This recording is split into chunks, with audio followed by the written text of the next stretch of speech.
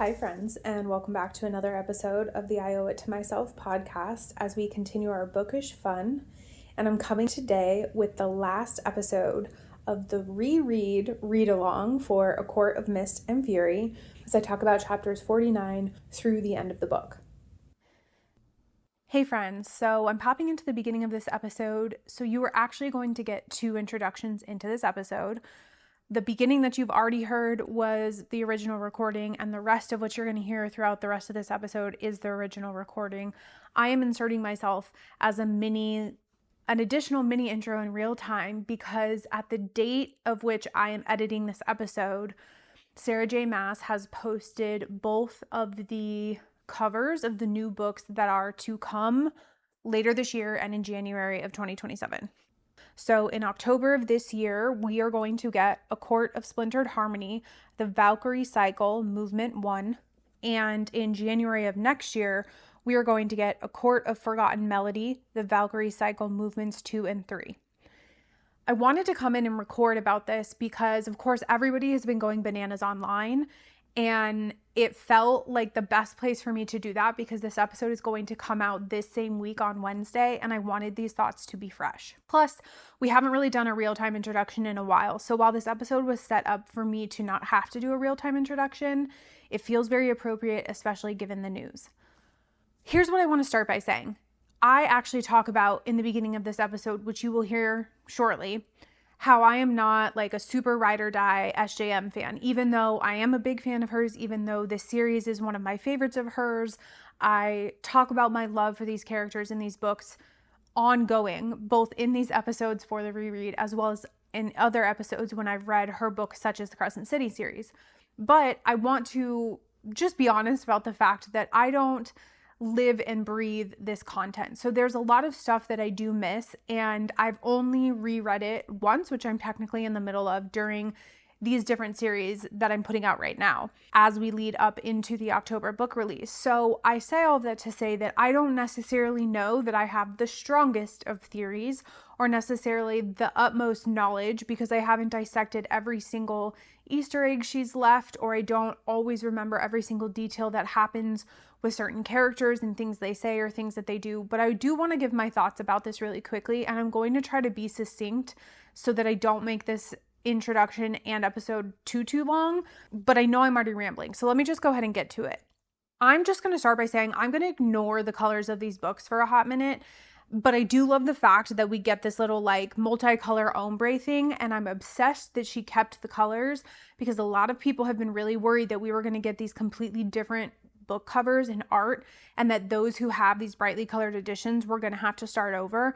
That's a whole other conversation in regard to like book collecting and things like that I'm not necessarily going to go into right now, but I do appreciate the fact that she has kept the beautiful color that so many seem to really love and enjoy in regard to her books.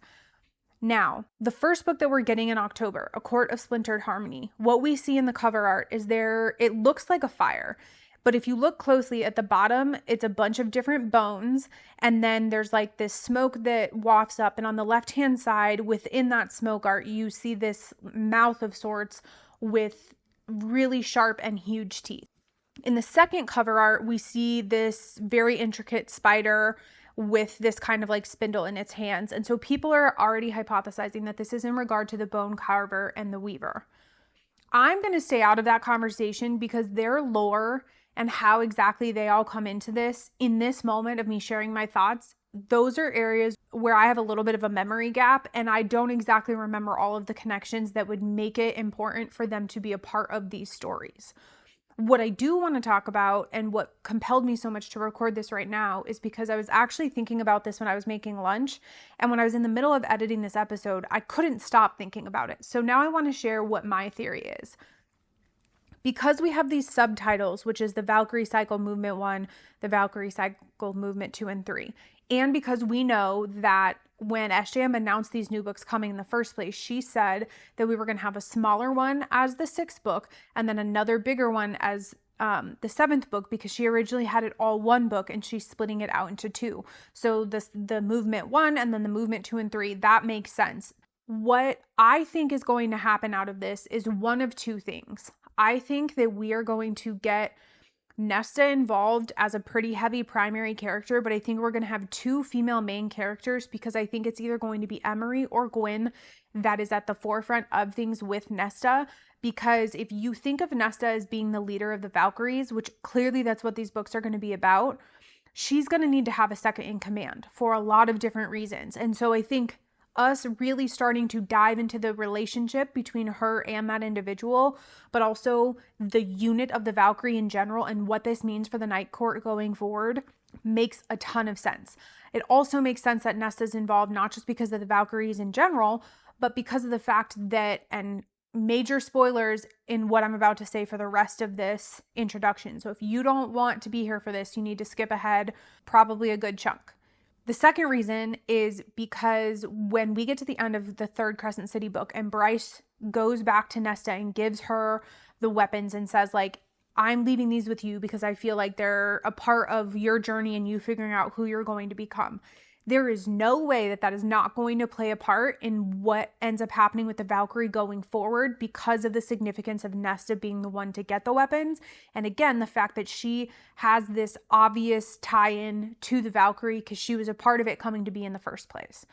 So 2 things could happen. One could be that we pick up the story exactly at that point in time after Bryce has come a couple of times, and we pick up the story right from there, fully in the perspective of the Night Court and the characters in these books that we have already been introduced to in the ACOTAR series. The second possibility is that we actually pick up from after Gwyn, Nesta, and Emery do the right, and we are alongside some of the characters as Nesta and Azriel are dealing with Bryce coming to the court. Now, I'm not saying that we would fully get the perspective of Nesta and Bryce as they have had encounters with Bryce, but I think that it would be the story along the way. Because what I think is important about all of this is that when we get back to the timeline where Nesta has the weapon among all of the troves that she already has, and because of the fact that Bryce has ripped into their world through these portals 3 times by that point, some shit is going to pop off. There is no way that these powers that lurk and these ancient beings that are in their world and or any other court for that matter isn't going to have felt some reverberation of her popping back and forth into their realm and their world that nobody's not going to come knocking. Somebody's going to show up and it's going to be a thing.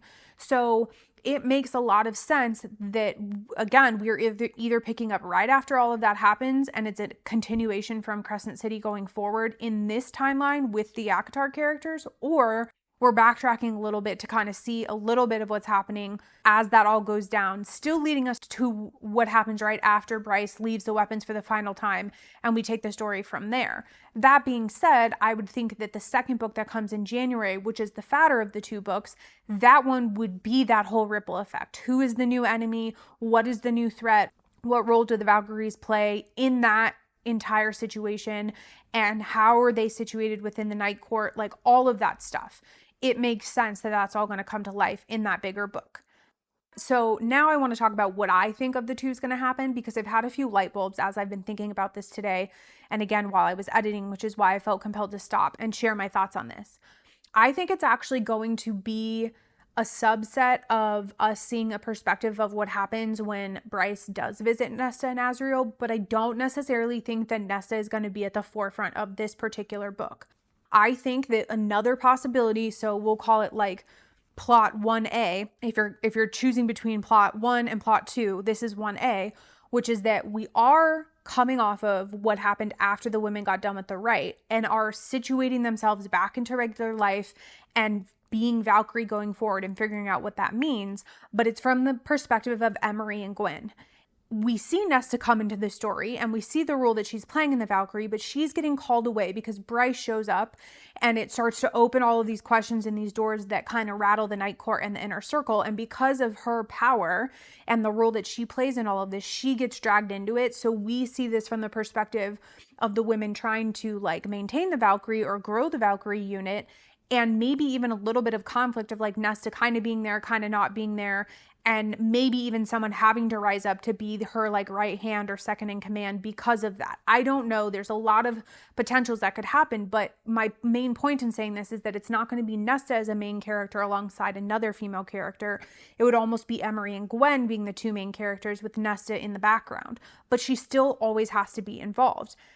Now, with this, the other couple of things that I had thoughts about that honestly kind of hit me like a ton of bricks. And so I'm not really sure how I feel about it, but it was a little bit of an aha moment for me, which is that one of the things that I have mentioned in other episodes is many people have been theorizing about what these books are going to be about. And obviously with these announcements coming, people are going to be doing exactly what I'm doing, which is posting a bunch about what they think is going to actually happen. What people had shared before this announcement came today was their thoughts about what it means for Elaine and Lucien, for getting Azriel's story, all of this kind of stuff. So then when I was getting to the place that I am now of where I think this could go, then I thought, well, how would Elaine be involved in that? And would it make sense for us to go a whole other 2 books without getting her story?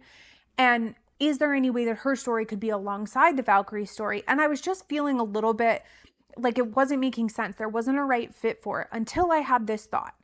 You have to remember that Elaine comes off of this war. She's the one who freaking knocked off Hybern's head. And she is still a little bit of a shell of herself, but she kind of gets herself together. And then the war happens.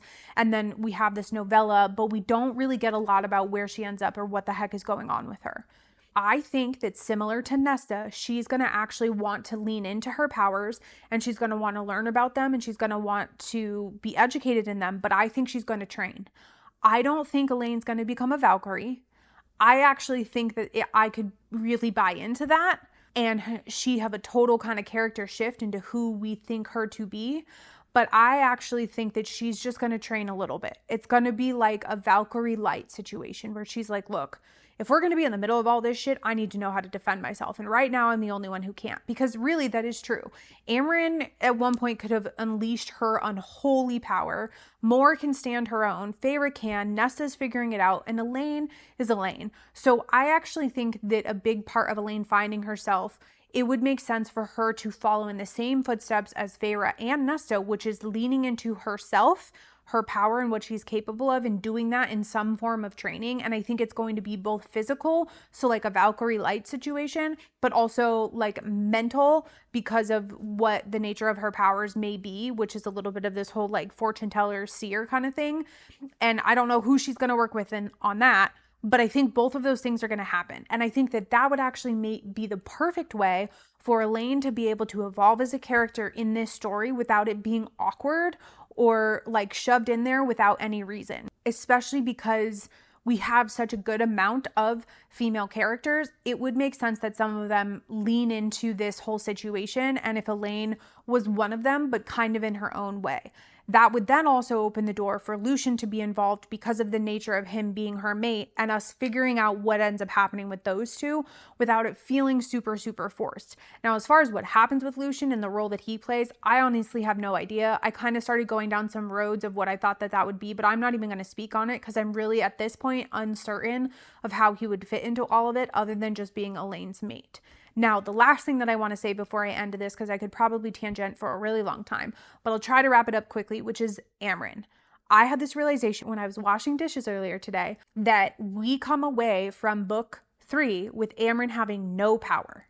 She is now just an immortal. She is not this ancient being anymore because of what she does to sacrifice that for the greater good.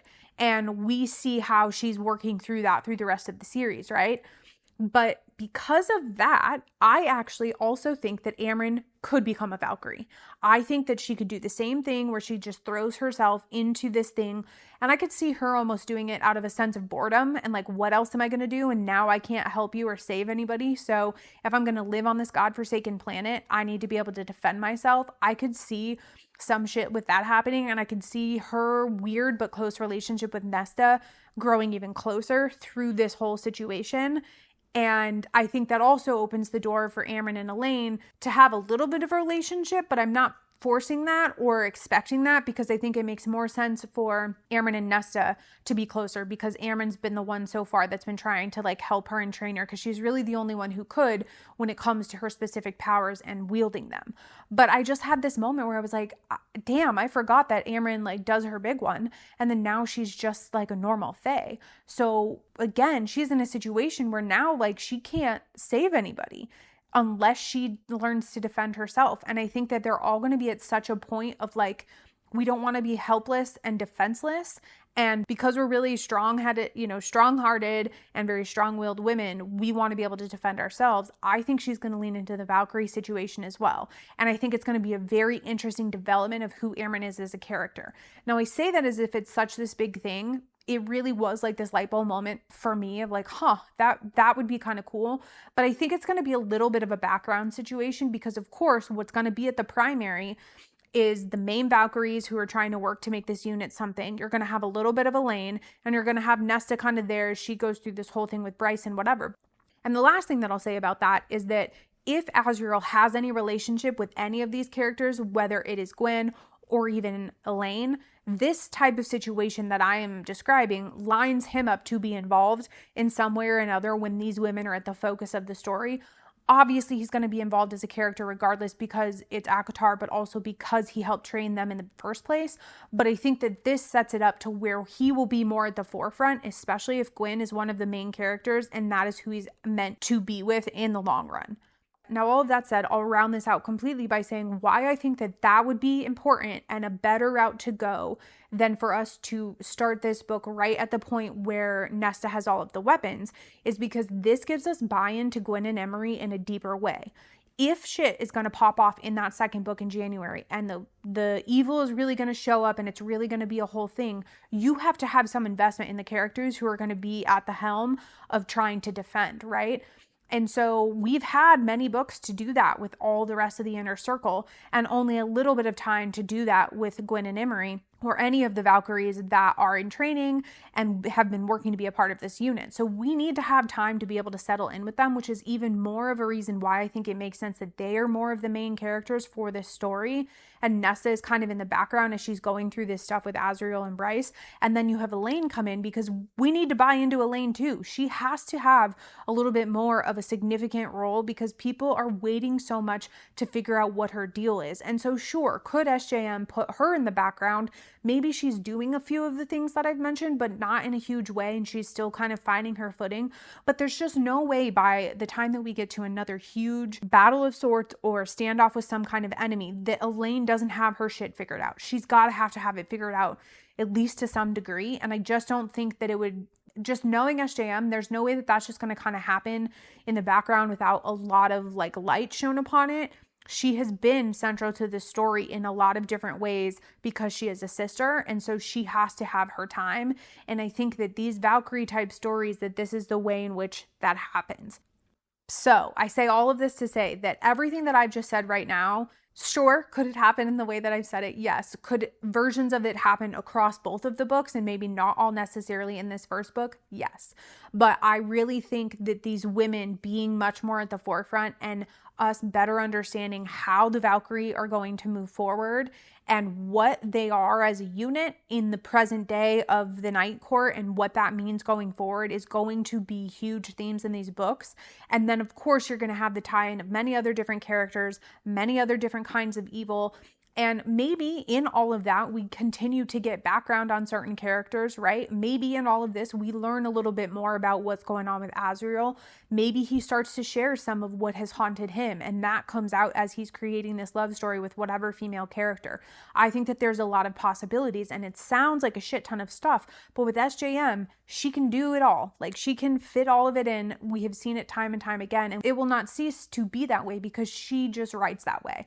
And she can really knock out a bunch of stuff in a short amount of time. And that is also probably a big reason as to why she made these two books, because it would have just been a massive, massive book. And like she said, the publisher just couldn't do it. So she clearly has a ton to say. And I would not at all doubt that she's going to fit a ton of detail into these stories in a very short amount of time. Now I'll round out what I'm saying by the cover art. I say everything that I just said, and it could end up meaning that the Weaver and the Bone Carver come back to bite us in the ass in some way. and they both have some type of tie-in into the history of the Valkyries or the future of the Valkyries or these characters in some way or whatever the case may be. I do believe that. I think the art really speaks to those things pretty clearly. And I think that is entirely possible that they are there. And I'm really not quite sure what else the art would be referring to if it isn't those two characters. But I want to stay open in regard to that in terms of the evil side of things, because we just never know how things are going to go. And again, I say all of this, that even despite what I've said now, it's fun to take a moment and to hypothesize. I'm looking at the editing board and I've already taken about 20 minutes. So much for such a short intro. But with SJM, she gets us going so much. All of these Easter eggs, all of these, all of the investment we have in these characters really is hard for us to ignore the lore and to not want to speak on it because we are just so excited. So I will come away by saying that if other things pop up between now and when this book comes up, I will do my best to speak about them at the beginning of the episodes and to share my thoughts. But truly, I am just excited for whatever is to come, because what this reread has done for me more than anything is just remind me how much it is that I love her writing and what I love about it. Am I a little bit nervous that it's been a long time since she's really invested in the ACOTAR characters and for her to come back? Yes, but I also think that that's even more reason why these books could be about developing some of these other characters and even getting new ones, because that allows her to continue expanding this universe and expanding our investment in these characters without overdoing the characters that she already has. But at the end of the day, I truly will be happy with whatever we get. There's always going to be something that you're bummed about or that you think is missing or somebody's story that you want to know, but it's only ever because of her, of the author from the beginning, the lore that they've set, the tone that they've set, the characters they've built, the world they've crafted. And I'm thankful for that. I'm really thankful for that. I really am excited that I love these books and these characters and that we're getting new books so soon. And it makes me even more pumped to be doing this reread because we are pacing exactly in the way that I wanted to, and the countdown is on. We are a mere month away from getting these books, and I'm just so pumped about it. So I'm going to end there. Please continue listening for the rest of the episode, and thank you for bearing with me as I share this brain dump on this very exciting announcement day from SJM. Thank you, friends. Holy moly. I definitely forgot how many feelings comes up when you have so much action happening so quickly. And what I mean by that is, obviously, this is the 4th episode of this read-along series. And it is a good chunk of book that I'm reading and then talking about in every episode. But when I was getting through my thoughts on the 3rd episode, I was thinking to myself, and I don't think I verbalized this very much in the podcast, but I was thinking like, man, it just feels like there's not a ton of pages left and chapters left. And I feel like there's just so much that we have to get through.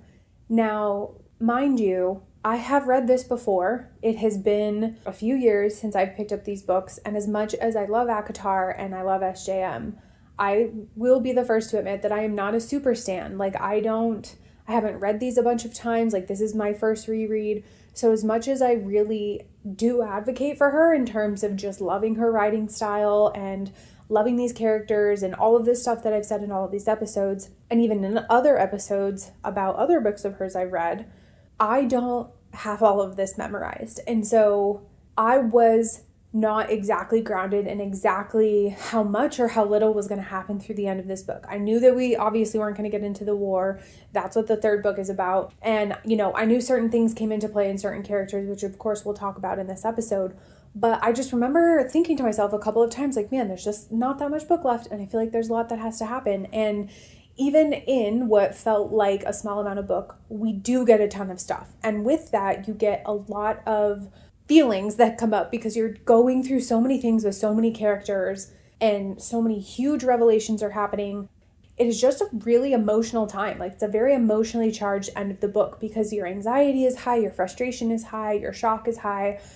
There's just a lot of things that are happening. So as always, I'm recording this after I've gotten done reading. I'm going to try to collect my thoughts in a way that comes across with a stream of consciousness that makes sense, but no promises, because I'm just feeling a lot of things, and I am, holy cow, like I'm almost at a loss for words because I just do. I forget how much it really kind of like riles me up because of how invested I am and just how good SJM is with the twists and the turns and incorporating so much in such little time. It's honestly overwhelming. So all of that to say, I will do my best to get through this. With that, I mentioned it at the beginning, but this is a reread for me. So if you have been listening along to these so far, you know that that is the case for all of the ACOTAR episodes. But if you're listening to this one for the first time for any reason, just know that you likely are going to come across spoilers. And then the last thing I want to say is, I've mentioned this before, but it generally is my style to talk about characters and not necessarily give my thoughts in chronological order of the events that happened in the book. But I think for this one, it makes sense to go a little bit chronologically. So I think that's going to be my approach here, but I still reserve the right to jump around a little bit because, again, just so much is happening in such a little time and I'm feeling a little scatterbrained, but I will do my best. All right, let's go ahead and dive in. I want to start with Feyre and Rhysand, and that does feel appropriate because, of course, that's where we pick up when we start this section of the book. We're coming off of the third episode where I was talking about how giddy I was and excited because they were finally crossing into this territory of like being intimate, and, you know, it felt like their relationship had finally taken this turn. What I had forgotten was just how awkward it was right after that. And I want to comment on it because I think that that is a testament to the phenomenal writing style from SJM. And what I mean by that is Rhysand is presented to us as being a rather refined character. Like, yes, we know he's powerful. Yes, we know he's beautiful. Yes, we know he's lethal. All of these things. But he has always carried himself with this air of refinement that Cassian just does not have. And yes, anyone in the court can put on a persona of being extra polished and measured in their decisions and choices, and Cassian does to an extent when he's expected to, but even still, when they're in the public eye, he is just more or less himself, to where it almost comes across as you're just dealing with like a 20 or 30-year-old, and he isn't coming across as somebody who's been around for hundreds or thousands of years. Whereas with Rhysand, he very much has that air about him. And sure, you could argue, well, High Lord versus someone in his court and all of that, and maybe, but I comment on this and I'm trying to describe this perspective of Rhysand because that's what makes it so awkward when him and Feyre are together the next morning after their night in this little attic place. And it's just awkward. They don't talk about the fact that they had this moment. It's like not quite normal because now they're feeling awkward with each other. Feyre comments on how she feels like he's been trying to say something all day and it's just never right. Like, it's just weird. And I laugh about it and I smile about it because I think it's kind of a beautiful thing that we can get that kind of moment even with somebody as refined as Rhysand. And I think that the beauty of that is it's showing that that is just how unexpected Feyre is to him. And she is so disarming to him that he just gets lost. Like, he doesn't know what to do with himself, which is saying a lot for somebody of his power and his position. So that is played up very well. And it's just a little something to kind of chuckle at. But of course, we soon get past all of that, right? What I want to speak on in regard to Feyre finding out that she's Rhysand's mate and her reaction to that. I don't exactly recall how I reacted the first time that I read this, but I want to say this time that my annoyance with her was much quicker to take shape than it was before because of exactly what she actually talks about in her inner monologue. She's like, I know that he's hurt. I know that he's, barely alive, but I also know that I can heal him with what the Suriel said to an extent just enough where we can get home. So I'm just going to unleash my feelings on him. Like, she knows it is not the time and the place, but even in her knowing that, she still reads him the riot act and is like, why didn't you tell me? Why did you keep it a secret? Da-da-da-da-da. And he's trying to talk to her, but he's obviously also not in the right mind to do that. He practically died. He's not even fully healed yet. He is shocked that she caught a Suriel again. He's processing the fact that she's not only saved him from the capture he was in, but then went to the Suriel to even get help. All of these things are just happening so fast, and he is clearly in a state of shock and trying to process, and she's just going at him with why this, why that, question this, criticism here, whatever. And for us to go into that so quickly, I definitely did have this moment where I was just kind of like, Feyre, shut up. But of course, what we're meant to feel in this moment is exactly what she's feeling, which is being overwhelmed and panic and confusion and all of these things, right? But I think what was frustrating about it is what is winning out for her here is the secrecy part of it, is the fact that she still is going back to this place of not being told certain things or not being involved in certain decisions with the full scope of information. And that is obviously trauma from her situation with Tamlin. And she is dumping that onto Rhys here and now with a decision that to me falls into a different category. Now, I want to be clear about this. I understand where Feyre is coming from on one hand, because she still is only like 5 seconds into being in the situation of having left Tamlin's court, right? It's only been a couple of months. She has had her entire world turned upside down in less than a year, from being a human and barely surviving to all of the stuff that has happened. So there's no timetable in my mind for her now, but honestly, in any situation where somebody has to have a limit to how long you are affected by trauma that you have endured and the way that something has made you feel. If you are able to process it and work through it and recognize it and are doing the work to be able to try to overcome it. Obviously, the hope is that somebody can come out the other side of that and that they feel like they can own those feelings instead of having those feelings own them. But everybody's timetable is different. So again, she's like very new to this entire situation of being in this world and even considering Rhysand being a lover of hers, let alone anything more, to then find out that it's way deeper than that. And so she's processing information at the same time that she's freaking out, and he's getting the effect of that, which is coming out in this super strong reaction. And again, I understand that. But on the other hand, it's like, damn, Feyre, like, can't you be aware enough to sit there and say, hey, I'm mad about this because of XYZ things that relate to the experiences that I've had. However, I recognize that this of all things, this being the mating bond, is one thing that is so much greater and so much more important and so much more significant than anything else that has happened, that it needs to be handled with care and handled in a way far differently than anything else. You don't ever see her have that recognition in these first few moments. And again, you know, it's easy to sit here and to read it as a reader and to think about how I would have done it or this and that or whatever. And in the moment, I can only imagine all of the wild feelings that she's feeling. But it's hard not to make the observation because you see her growing so much as a character and as a person, and you feel like she's finding herself in all of these things, that this reaction feels like a huge detraction to me. Now, fast forward to her obviously processing everything finally, right? She's by herself. She's thinking through things. We see her inner monologue, and we start to see her come to these realizations on her own of her being like, I shouldn't have reacted that way. I know that this is different. All of this stuff, right? She gets there on her own time.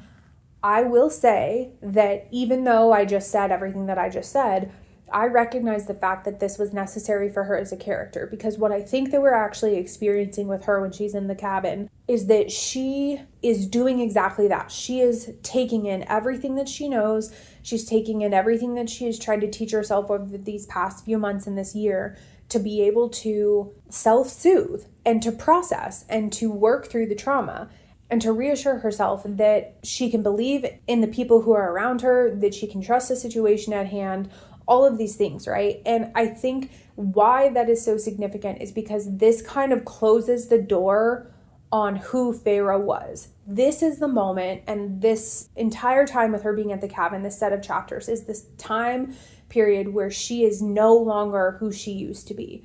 Yes, she changed from being a human many chapters ago.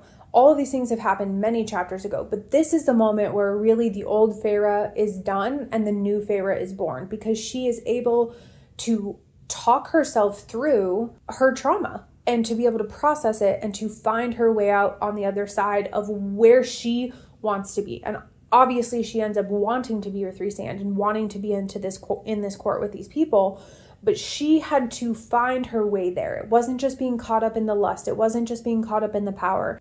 It wasn't just, all of these other things that are great and that matter in their own ways, but it was truly listening to herself and processing her feelings. And so while it doesn't feel necessarily like a dramatic shift, taking a minute to reflect back on that, I really do. I truly feel like that is the moment and period of time where Feyre shifted. And it's her old self and really feeling powerless and all of that. Officially, that chapter closed, for lack of a better phrase. And she is moving on now to the person who she is meant to be and the woman that she wants to be. And that is continuing to be clear about what she wants and being in control of herself and her decisions and her power, and making it very, very clear to Rhys, which it always has been, honestly, but even more so, that if we're going to be together and be in this partnership, this is what it needs to look like and what I want. So as frustrating as it was at times to me to get to that place, and again, how she reacted to Rhysand in the cave, I do feel like I understand and know why all of that had to happen in order to get them to the place of being able to truly be mates and accept that and be on the same page. So of course, after all of that happens, life kind of goes on for a minute while they're trying to get their bearings on all of these next steps of what's going to happen with the war. What I definitely forgot about was how swiftly betrayal happens after they meet with the queens. Because you have this moment, right, where they're meeting with some of the mortal queens again for the second time. They get the piece of the book that they need. And the queens that didn't want that to happen are going to be mad and, of course, think some trickery had happened. But, it gives you some hope that Rhys and his court are able to move forward and to make progress with the Hybern situation. And you kind of get in this mode a little bit of, even though they're preparing for something really intense and scary and all of this stuff, you get in this mode a little bit of like being a little bit lax. Like you're just kind of like, oh, okay. So you're going through this story with Feyre as Rhys is off working and Cassian is training her, and they're going to see, theater and whatever, and just filling their days. It's like the writing comes to this little bit of this lull to leave you so unguarded and unexpected, to put you in the place of exactly how Cassian and Feyre felt the minute that they then were attacked. Because that juxtaposition of being so calm and so neutral and so like la-di-da, and then to have the intensity of seeing those freaking beasts flying in the sky and being like, how did they find us? Or like, we've been betrayed or whatever. I cannot even imagine what that would feel like.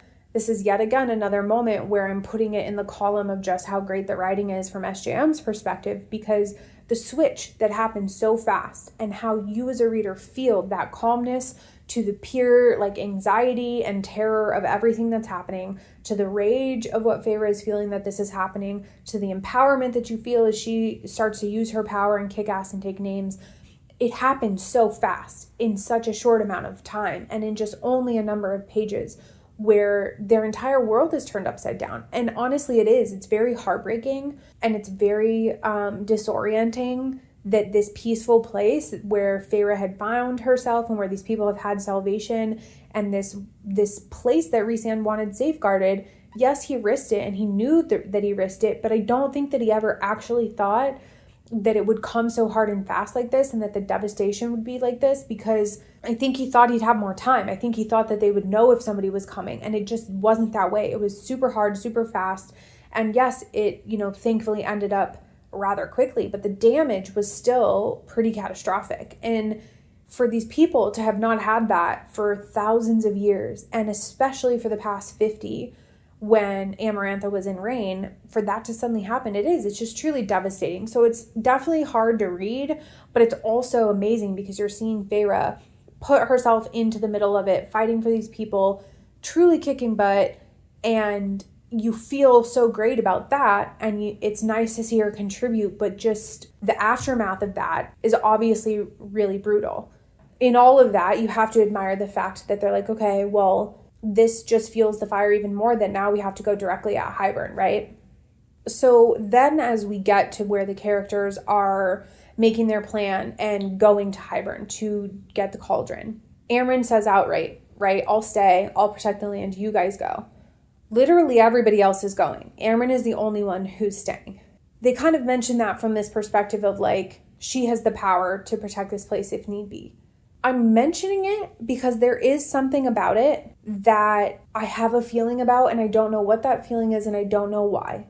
It's almost like I'm clinging on to this as a little bit of a Easter egg, but I also logically it makes sense. They really can't not have everybody else there for various different reasons. And Amren is really a nice to have in that moment. And of course, she'd be amazing, an amazing nice to have. But when you're talking about having to leave somebody to protect Valaris, it has to be her. So I get it, but I don't know. There was just something about it and her willingness and saying like, I'll protect it. Like, I know that she will, and I don't not believe her, but I don't know. There's just something about it that stood out to me as a reader. But anyway, one piece of this that got me caught up is when Feyre gets in there and the cauldron is talking to her and the book is talking to her. It's so easy to confuse that with Feyre's thoughts. Everything is happening so quickly and so fast that I found myself almost having to reread it a couple of times, because she says stuff like Amren was wrong, the book does belong together, and all of this stuff. And you realize like that's not really Feyre. It's her inner monologue, but it's being forced because of this magic. And obviously after that happens and they realize that she couldn't do what she really needed to do and whatever, you realize she was kind of like in this trance. But it's so crazy how it flows so seamlessly. She just goes from her perspective to being up next to the cauldron, to hearing the thoughts that these objects are speaking to her thoughts then changing. It is so seamless. And then when you come out of that and she breaks from that, and then you realize all of the people who are involved, right? Hybern's freaking there. Rhys has to come in. Feyre realizes that she failed. Asriel's hurt. Like, everything just starts to happen so fast and in such rapid succession that it's almost like something new is happening before you've even caught up to what has already happened. And again, I'm just trying to put words to this feeling and describe what it is to read an SJM book and the pace at which things can change. I just obviously appreciate it very, very much, and it makes for such a good read, but it does also feel very overwhelming. And I think that every feeling that I have is exactly how you're supposed to feel, because that is exactly what Feyre is feeling. It's like she can't even catch her breath before the next thing happens. So there's just such a really beautiful tie between exactly what the characters are experiencing and how you as a reader are feeling, if you're really as immersed in it as somebody like I am. And I know I sound like a broken record, and I apologize if it's starting to get annoying, but I just think it's important to touch on, because again, in so little time and so little pages, so much happens, right? We don't even really get time to process the fact that Feyre couldn't do exactly what it is that she came to do before all hell breaks loose. And when I tell you that I knew the broad strokes of shit that went down, right? But again, it's been a couple years since I've read these. And so I forgot some of the little details of exactly when and how Tamlin comes back into play.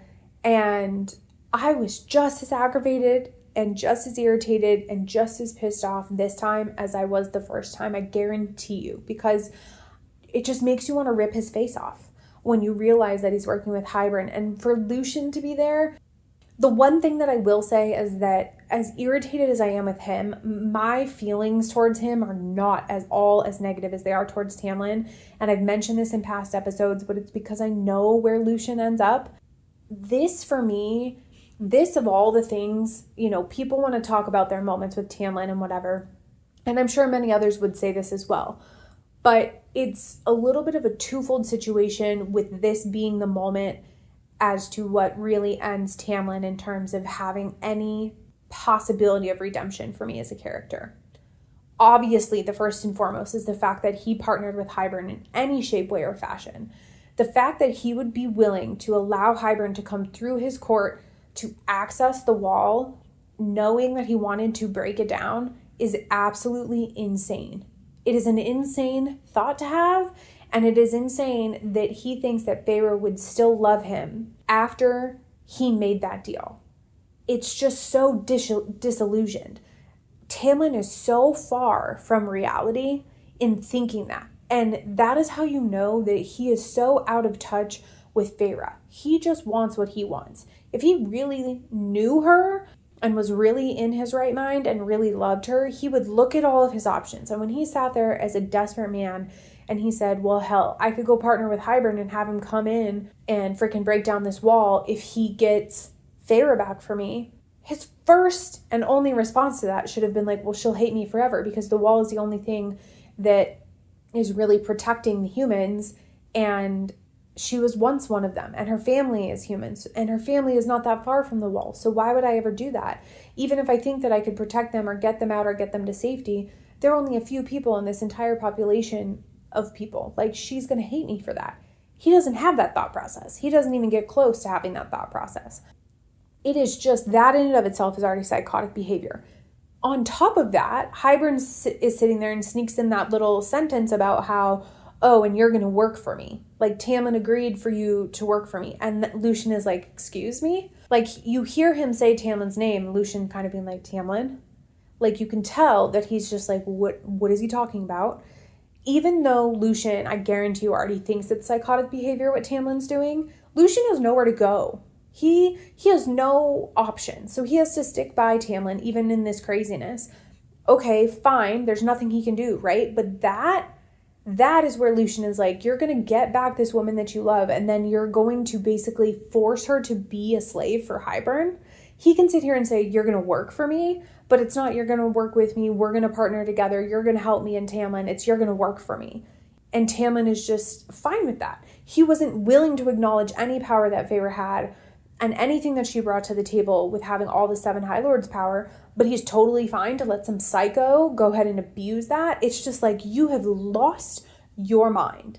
And so that's the two-pronged situation where it's two sides of the same coin of just being like, Tamlin, you are an absolute dummy if you think that any part of that any person would ever be okay with, right? So you're absolutely enraged at that situation, but you don't even have enough time to be mad at him before Hybern continues down this road of being like, oh, but by the way, Tamlin, Ianthe decided to also hit me up. And she's in my corner in order to help me with the queens. And she thought that it would be a great idea that we prove that we can provide immortality with the cauldron by using people that Feyre actually really loves, because then Feyre would be willing to go with you. The part of this that I'm slightly fuzzy on is the sisters were never supposed to be involved. The deal was with Tamlin and Hybern. Hybern was to find Feyre, Feyre and Tamlin were to leave, and Hybern was to get access to Tamlin's court in order to take down the wall, right? That was going to be it. Ianthe hits up Hybern, and they're conspiring together in regard to these queens. And if I understand correctly, they want to try to have the queens become immortal because they want them to partner together with Hybern and the priestesses to take down the High Lords. And if they take down the High Lords, then the priestesses can have a higher reign, and Ianthe will get the power that she feels like she so deserves. And so she feels like the best way to demonstrate the immortality, because the queens are all about proof, as we've seen, is to use humans. Well, the only strong-willed humans that Ianthe knows is Feyre's sisters. Now, on one hand, you could say that Ianthe told Hybern that just to hurt her, just because she's never liked her, because she's jealous of her being with Tamlin, or whatever the case, or jealous of her then having run away to be with Rhys. Whatever the case is, you could just say Ianthe did it to be a dick. But also, I do think there actually is some logic in Ianthe doing that from the perspective of she doesn't really know any humans as far as we know. So if you are going to demonstrate it, like she said, you have to have people who you know are very strong-willed and will do everything that they can to survive because they need somewhat of a fighting chance to survive the cauldron. Well, she knows that Feyre's sisters are strong-willed from their conversation. So it honestly might have just been like a crime of opportunity kind of situation rather than her doing it just to hurt Feyre. But the hurting Feyre part might have just been a nice bonus. So now you're in a place where that's Tamlin's line, which is so crazy, right? He starts to get mad. He tells Hybern, like, no, stop, whatever. And it's like, what do you mean, Tamlin? Because you were willing to let Hybern come in and take down the wall. Again, the sisters are located very near the wall. You could have thought in your mind that you had all these grand plans to try to save them or get them out and everything would be la-di-da.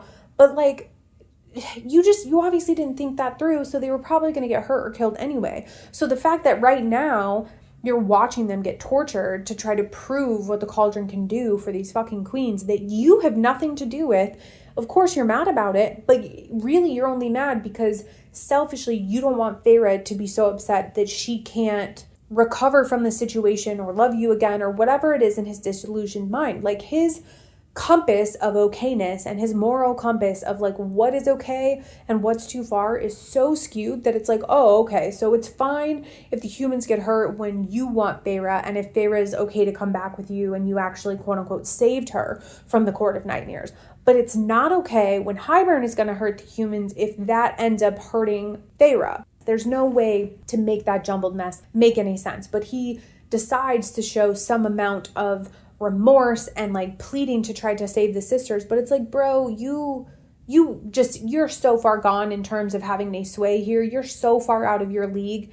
It's unbelievable. All of that to say, obviously it's horrendous that both of the sisters have to go into the cauldron. And as we know, when Nesta comes out, Feyre immediately is like, she's different. I know that she is. It's not just her fairness. I know she took something from that cauldron. I can tell, I can feel it. That seed gets planted immediately in this book, which if you read the rest of the series, you know that that is true. And there's a lot that comes out about that and is a big part of Nesta's story, and what her future looks like is tied to that fact. And of course it makes sense because she's never going to go down without a fight. But they put that line in the sand right now of like, this matters, Feyre saying this matters, you need to pay attention to this.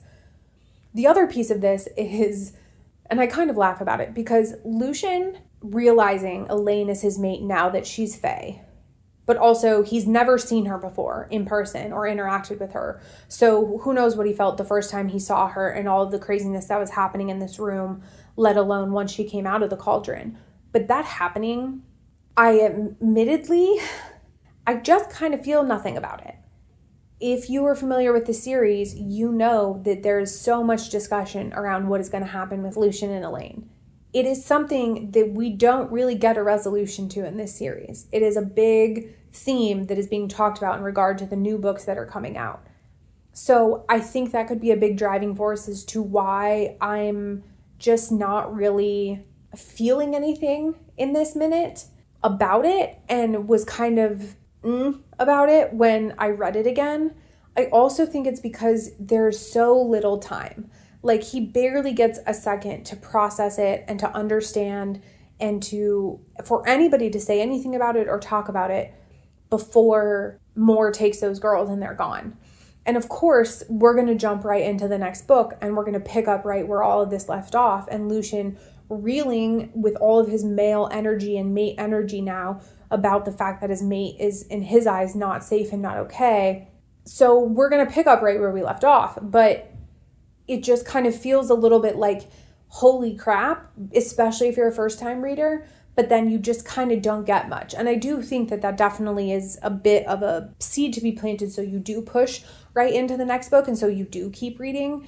But in this moment, I don't feel a lot about it. So I obviously want to comment on it because it is a big thing that happens in regard to the characters. And this is certainly the huge turning point of the rest of what Elaine and Nesta's lives are going to look like, because now they too are Fae. And so that opens a door for a whole bunch of stuff to potentially occur and happen. But I don't have a lot of strong thoughts. And I'm sure that as we see more of Lucien and how he feels about Elaine in the next book, I'll definitely talk more about it.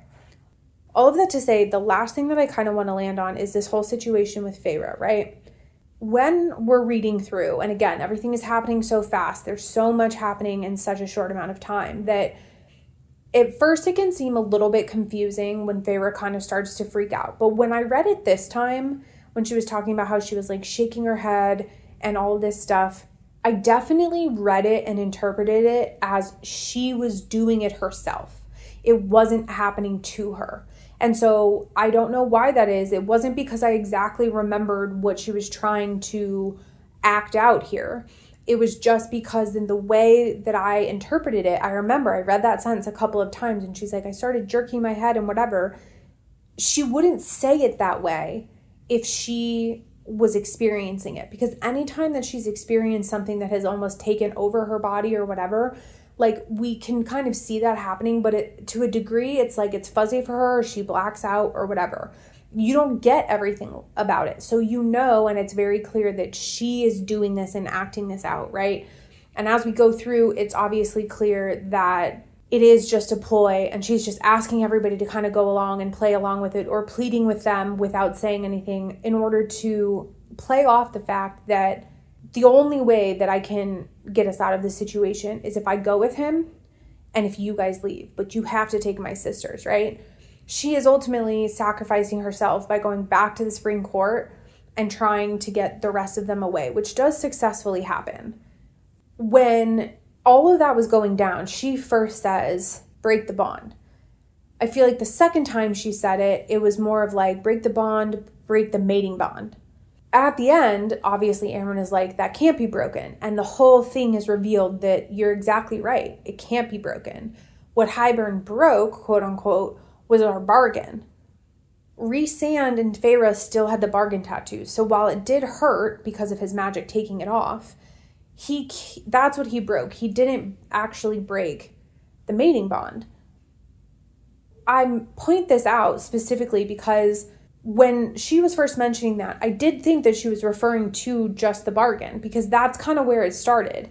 It's almost like we were seeing their thought processes of somebody being like, well, break the bargain, then it was break the bond, then it was break the mating bond. Like, it got more and more and more specific, but it wasn't overly drilled down to Hybern to break the mating bond. It was just kind of mentioned like one clear time at the end when Feyre was pleading. And I don't know if it was because she was actually worried that there was a possibility he could do damage to it or not.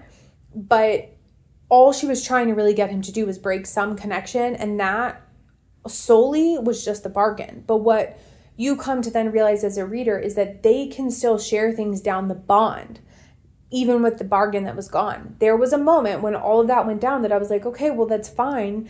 Even if everything is honky-dory and intact in terms of mating bond, like, that's great that Hybern can't break magic like that, but they can't speak to each other now. But what they can do is communicate through the bond. And I think I had just forgotten that for a minute. I was so used to thinking that this mind speaking that they were doing and how they were communicating with each other was because of the bargain, but that the feelings and the intensity and other things was starting to happen because of the bond. So I was looking at them as kind of being separate, but I think that they can still mind speak because of the bond, and that the bargain really didn't have anything to do with any of that in the end. It was just what started it. Them being able to speak to each other down the bond, him talking about you're screaming it down the bond, it's referred to as that in regard to the bargain. But we then come to find out it really is a true bond, a true mating bond. And so the bargain and that eye and all of that, I think, stopped mattering such a long time ago. It was just an extra thing she had on her body.